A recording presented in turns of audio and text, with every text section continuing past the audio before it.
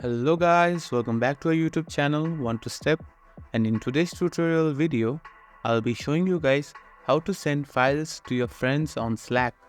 So guys, let's get started. So first of all guys, just click on your DM, click on the person that you wanna send your text or files.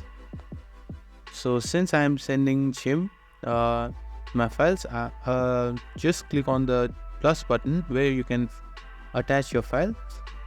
You can also click on the shortcuts, which is command plus U. So let's take a file from the computer. Okay, I'm just choosing a file.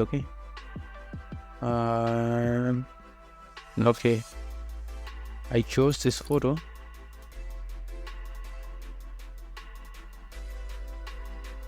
It might take some time. In this way, you can send your files on Slack to your friends. I hope you guys liked today's tutorial video.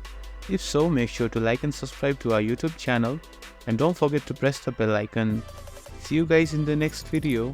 Until then, peace.